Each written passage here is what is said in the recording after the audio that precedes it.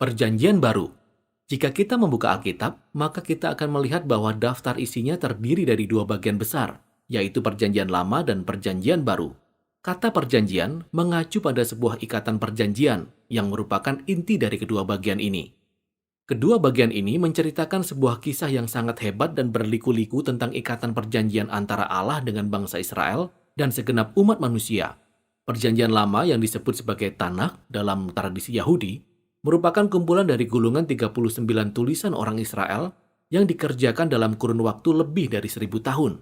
Sedangkan ke-27 kitab dalam Perjanjian Baru semuanya ditulis hanya dalam waktu 30-40 tahun oleh para pengikut Yesus generasi pertama.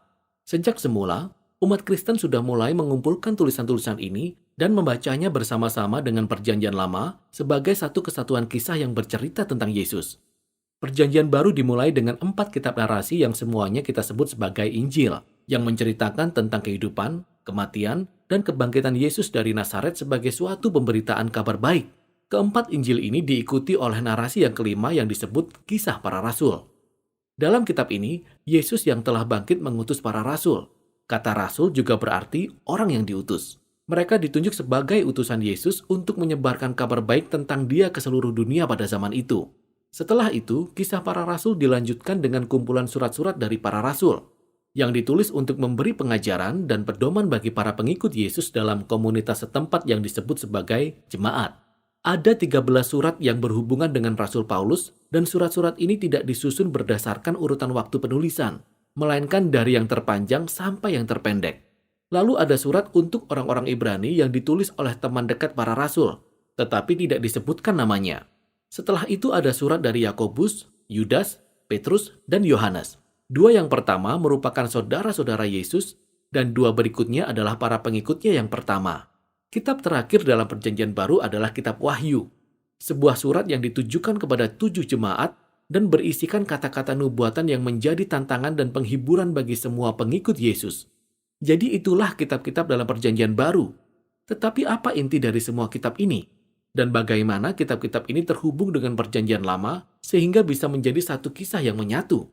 Jadi begini, Alkitab merupakan satu kisah yang panjang dan hebat dengan banyak pergerakan atau babak. Perjanjian Lama menceritakan serangkaian kisah dalam babak pertama yang menjadi dasar bagi kita untuk memahami kisah-kisah selanjutnya. Tema-tema utama dan konflik dalam cerita yang disusun dalam pola-pola tertentu. Kemudian Perjanjian Baru melanjutkan semuanya ini sampai pada puncaknya, yaitu kisah mengenai Yesus.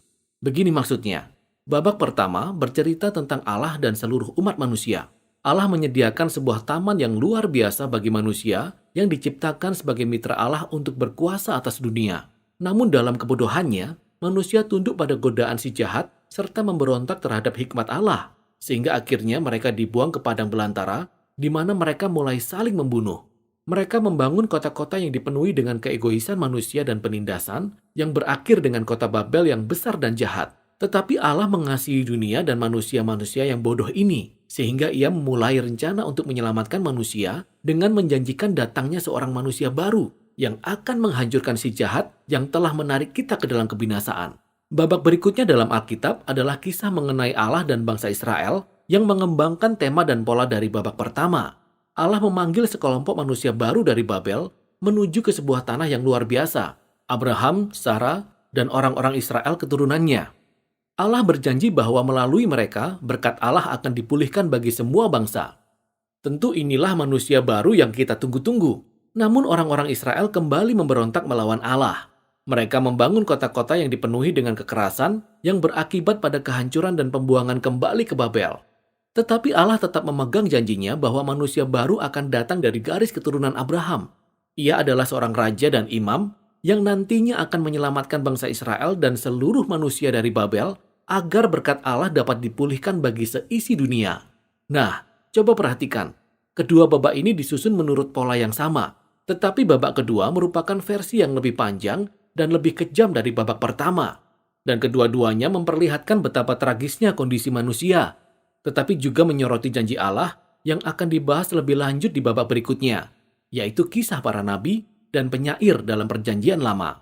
Para nabi mengingatkan Israel dan bangsa-bangsa lainnya akan kejahatan mereka. Mereka juga memperingatkan bahwa suatu hari nanti Allah sendiri yang akan mendatangkan hari Tuhan dan membebaskan dunianya dari Babel. Ia akan datang melalui seorang imam dan raja yang ia janjikan, yang akan menderita sebagai hamba dan mati bagi dosa-dosa bangsa Israel dan seluruh umat manusia. Tetapi kemudian ia akan dimuliakan sebagai raja atas segala bangsa. Ia akan memanggil orang-orang lainnya untuk meninggalkan Babel dan bergabung dengan umat perjanjian baru, yang bersama-sama dengan Allah akan memerintah atas Yerusalem baru, yang artinya ciptaan yang baru. Jadi perjanjian lama diakhiri dengan mengantisipasi babak baru dalam kisahnya. Dan di dalam perjanjian baru, kisah yang sama akan dilanjutkan di dalam Yesus. Mari kita lihat bagaimana caranya.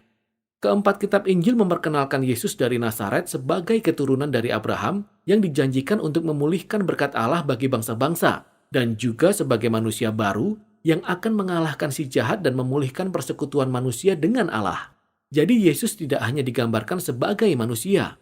Ia berkeliling memberitakan kedatangan kerajaan Allah yang telah dijanjikan itu. Ia juga berkata-kata dan bertindak seperti dialah Raja Ilahi Israel. Namun bukannya ia menyebut dirinya sebagai raja, Yesus malah menyebut dirinya sebagai anak manusia, yang berarti manusia yang bertindak sebagai hamba. Injil menyatakan bahwa di dalam Yesus, Allah Israel telah menjadi seorang Israel yang setia dan manusia sejati. Kita semua diciptakan demikian, tapi kita telah gagal. Misi Yesus adalah melawan kuasa roh jahat yang bersembunyi di balik kejahatan manusia yang membawa kita ke dalam keegoisan, kekejaman, dan kematian. Tetapi bagaimana kita bisa mengalahkan kejahatan seperti itu? Injil memberikan jawaban yang mengejutkan, yaitu Yesus mengalahkan kejahatan kita dengan memberi dirinya mati di atas tahtanya yang hina, yaitu kayu salib. Ia mati karena kejahatan dan dosa umat manusia. Di atas saliblah Yesus menjalani apa yang ia ajarkan, yaitu anti kekerasan, pengampunan, dan kasih yang penuh pengorbanan yang merupakan kekuatan yang paling dahsyat di alam semesta. Dan karena kasih Allah akan dunia miliknya jauh lebih kuat daripada kejahatan atau kematian, maka Yesus dibangkitkan ke dalam hidup yang baru yang menjadi model bagi manusia baru. Dan dari sini kita dibawa kepada kisah para rasul. Melalui Roh Kudus, Allah memberi kuasa kepada para pengikut Yesus untuk membagikan kehidupan dan kasih Yesus kepada dunia, yaitu dengan mengajak orang-orang untuk meninggalkan manusia lama mereka dan menjadi manusia baru dengan bergabung ke dalam keluarganya Yesus dari berbagai suku. Disinilah surat-surat dari para rasul bisa masuk ke dalam ceritanya. Dalam surat-suratnya, para rasul berbicara kepada jemaat Kristen yang mula-mula, dan mereka menunjukkan bagaimana kabar baik tentang Yesus Sang Raja yang telah bangkit itu telah mengubah sejarah dan seharusnya juga membawa perubahan dalam setiap bagian dari kehidupan kita. Para rasul juga menjelaskan kabar baik itu dengan senantiasa mengacu pada kisah-kisah dalam Perjanjian Lama dan kisah tentang Yesus. Dengan demikian, kita juga bisa melihat kisah hidup kita sendiri sebagai bagian dari kisah Alkitab yang luar biasa. Segenap umat manusia telah terperangkap dalam pembuangan di Babel, tetapi Yesus datang untuk menyediakan tempat tinggal yang baru. Kita semua hidup seperti dalam perbudakan di Mesir, diperbudak oleh keegoisan dan dosa kita. Tetapi Yesus mati sebagai anak domba Paskah untuk membebaskan kita ke dalam tanah perjanjian. Manusia lama kita terikat pada kematian, tetapi kebangkitan Yesus membawa masa depan yang baru bagi manusia baru. Saat ini kita hidup di zaman yang penuh kejahatan, tetapi melalui Yesus dan Roh-Nya, ciptaan baru telah hadir di sini dan pada saat ini. Dari sini kita menuju ke kitab Wahyu, di mana seluruh kisah Alkitab menyatu ke dalam simbol dan gambaran yang sangat kuat. Yesus digambarkan sebagai anak domba yang disembelih yang kemudian diagungkan sebagai Raja Ilahi atas dunia. Ia memimpin umatnya keluar dari perbudakan dan pembuangan di Babel.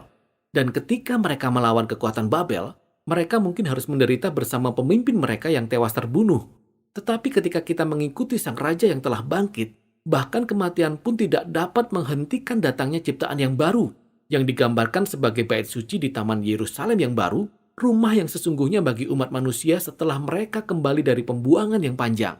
Maka di halaman terakhir Alkitab, langit dan bumi dipersatukan kembali, dan manusia baru menerima kembali tugas yang telah ditetapkan bagi mereka sejak dari halaman pertama Alkitab, yaitu berkuasa atas dunia bersama-sama di dalam kasih dan kuasa Allah.